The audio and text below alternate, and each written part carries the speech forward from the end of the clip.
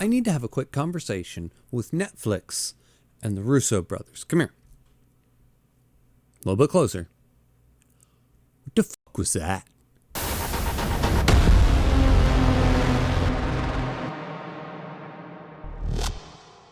First things first, I do want to say that this book is absolutely amazing. And by this book, I mean The Electric State, which I read and then I watched the movie, so we're going to be talking about both in this video. Also, this will be a spoiler-free video, especially for no other reason other than the fact that this book is truly superb, and I don't want to ruin it for you if you do choose to go to read it, and I highly recommend you do. Absolutely everybody should read this book, and I think it does appeal to quite a large group of people. On the other side, I won't spoil the movie, but I could spoil every last bit of it for you because I would be saving you the absolute atrocity of forcing yourself to sit through it, which should be considered at this point, a war crime.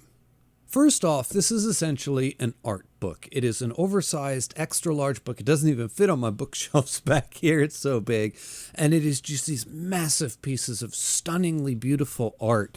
And then there is a running narrative that's told throughout the book on a page here, a page there. Sometimes it's even told like in the margins off to the side, just to give the art more room to breathe. And it's surprisingly short. You could read the entire book in the course of an afternoon. Just set aside a few hours or a couple hours here, a couple hours there, knock it out, no problem. It's also shockingly accessible. Like if you are not a reader, you're just not into books, you could read this because there's so little reading to it. And then the art, like I said, is truly stunning. And then if you're not into art books or you're not into like comics and manga, you know, the typical books that have pictures in them, I think the typical person who would kind of snub their nose at comics and manga, like, I don't like picture books because they have the kapow, kapang, bang sound effects and stuff like that into them.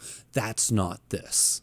I feel like you could probably get into this. It is so well done, so well told, and I'm going to go back to that art. It's just so beautiful. I really can't recommend this enough, and I think it's so widely accessible on so many levels that I think just about anyone could read it and really enjoy it.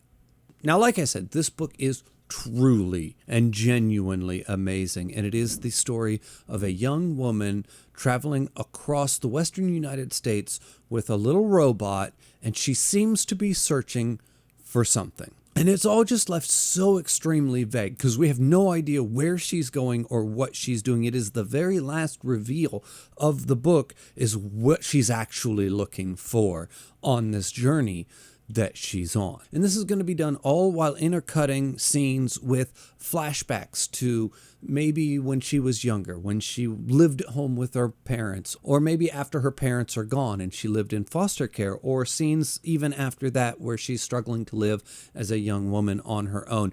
And that's pretty much how it goes. One scene of her on her current journey, and then a flashback, and then another scene of her on her journey and a different flashback. And you have all these strange little puzzle pieces, and by the time you have all of them, you'll have a good understanding of who this girl is and the world that she exists in. And then the whole book, everything about it, from the art to the story to the way it's presented, is just wrapped up in this whole vibe. It's almost aggressive how lonely and melancholy the world of this book is. You have two characters in this book for the entire runtime, and that's it. There are other characters that will pop in for, say, the flashbacks, because you're going to see the mom, you're going to see the stepdad or the foster dad, you're going to see some friends that she kind of tried to make along the way. But for the most part, this narrative is two people. One is a girl and one is a little robot, and that's it. The world is this barren, haunting, lonely, almost nightmarescape, and it's been turned into that by two things. One is a war that has ravaged the world, seemingly, which we get very little detail on. We get no explanation as to what the world war was, how it was fought, who it was fought between. Was it man versus man, man versus machine? We don't know. All we know is there was a war, and now we're in the after. That's it. Also, there is this like pleasure device, like a VR headset that people have now basically have taken over the world, and people get lost in this experience, and literally it has drained the essence out of all humanity because people have become these pleasure-seeking zombies that just live inside of their VR, live and die inside of their VR headsets. And by the end of it, the book is a pretty stark critique on humanity and technology and our relationship to it and with it and where that could lead us and where it might take us in the future and how that affects us positively and how it affects us negatively. Like, say, when it does describe the war, it says that we were able to use technology to fight the war with drones, so we avoided loss of human life. Then we have these VR headsets that literally suck the life out of people, and people are these zombies. Which, is that a positive that they are happy in their headset? They literally walk around with smiles on their faces because they are so invested and they are so happy in this weird VR reality that they live in, but they're literally walking zombies, skeletal in their lack of nutrients and nutrition. So what is that? Is that a positive? Because to the girl, the world that she exists in, it's literally a dystopian, post-apocalyptic nightmare. The book itself is truly a masterful work of fiction. And then this all brings me around to the movie, which not only somehow finds a way to completely miss the point of literally every single aspect of the book in its representation and its recreation, but it commits the worst possible crime of all time, and that it is completely forgettable and mediocre. It's not even a bad movie. It would somehow be better if this was a bad movie. We could then be like, oh, look, it's such a terrible movie and it's a bad adaptation. But it's not even a bad movie. It's just mid, which is somehow worse. And then there's somehow this whole cast of characters and so much happening and going on in the movie. Like, where did all these people come from? And then there's Chris Pratt. Like, why did we invent a character for Chris Pratt to be? Like, who is he? Why is he here? What is the point of him at all? Why is he even in the movie? Like, not him as an actor, but his character. Why was that character created? And what is happening here? There's so much going on and so many moving pieces and parts in this movie. I don't understand it.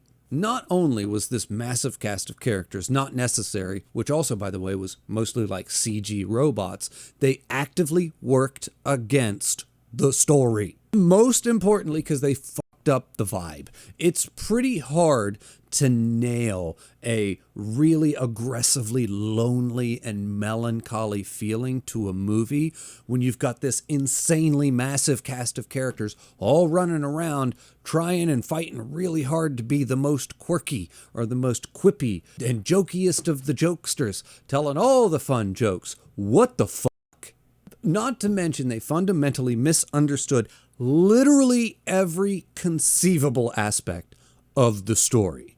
The story itself in the book is set in a alternate history version of the 1990s when technology had advanced and we had all of this stuff, which then plays into a bit of nostalgia of the reader as you're going through the story.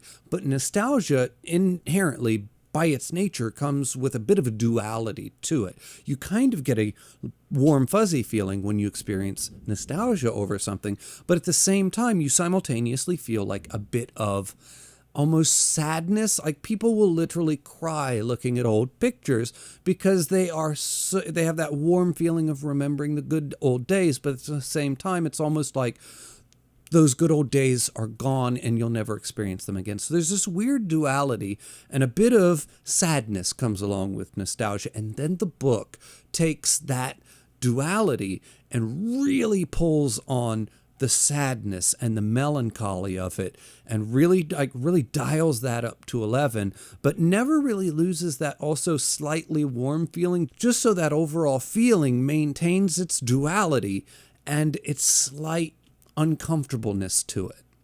The movie, on the other hand, said, oh my God, it's an alternate 1990s setting. So that means we can do silly haircuts and a ton of needle drops, like cool 90s songs, like every other scene's gonna have a wicked needle drop. That's the vibe, right? That is the exact opposite of the vibe. You literally, I don't know how it was even physically possible to get it that wrong.